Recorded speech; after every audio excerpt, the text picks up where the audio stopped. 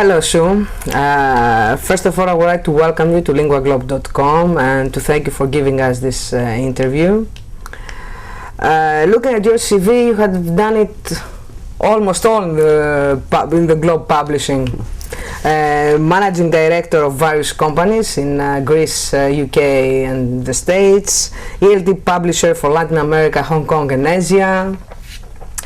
So, after so many years in the ELT business, how do you feel now that you are retired? Very good. It's very nice not to have to get up and go to work every day. It's a cliche that people say, I don't know how I found the time to go to work, but it's actually true. When you are working very hard, I mean 12-hour days every day for a long time, you give everything to the job. You have to. And when suddenly you don't have to do that anymore, you find all kinds of other interesting things to do, like being here with you and talking to you, and pleasurable and interesting things of many other sorts. And so I've got no complaints at all. Having such a big experience in the industry, is there a recipe for a successful course book? If only there were. I know it's a tricky question. I always believe that the most important thing is really to understand what it is the teachers in that specific place want. And although obviously there are underlying important common issues to all course books, in each place the realities will be slightly different. The lesson length will be slightly different. The teachers always want to start with a little test, or sometimes they don't. The traditions of the school and the education system play a huge role in all of these things. The interaction between the teacher and the students, these things are all always slightly different, and you need to understand. The other thing that plays a huge role is the level of training, background, knowledge of English of the teachers, and that varies massively and dramatically across the world. We would like to think it weren't so, but it is. I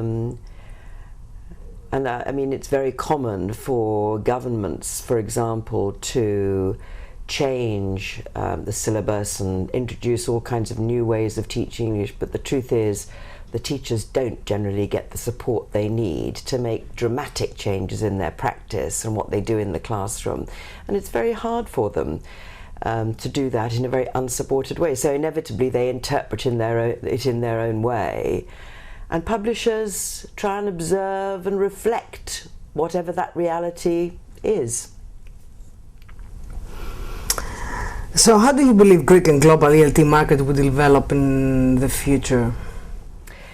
That's again a big question. I see the digital world having a big impact.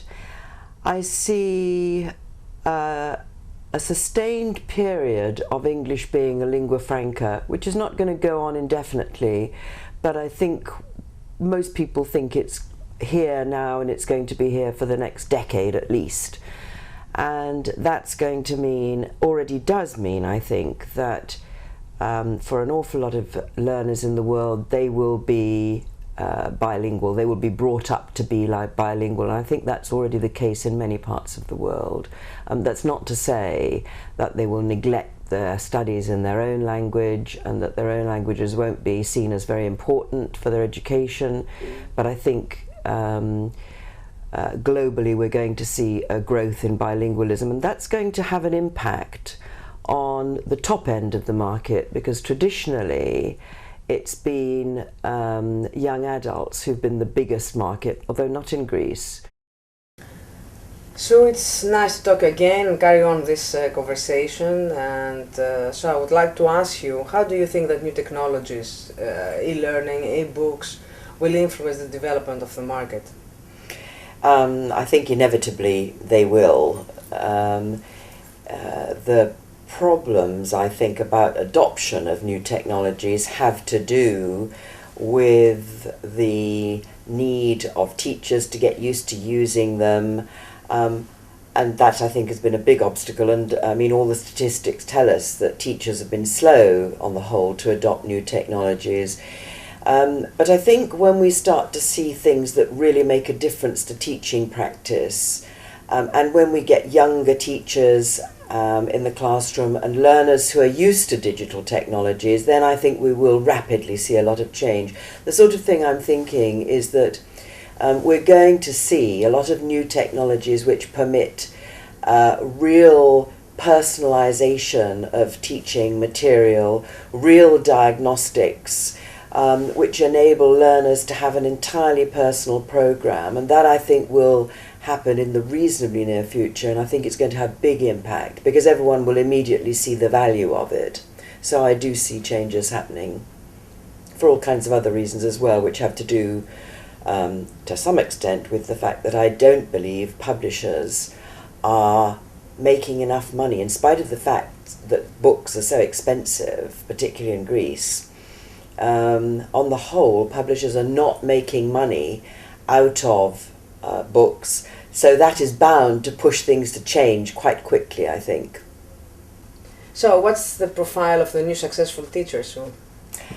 The new successful teacher, I think the new successful teacher is probably young, is a digital native, is very well hooked into social networks, is somebody who actively pursues their own personal learning network. I think there's a lot of that going on the web these days, which I think all teachers can benefit from.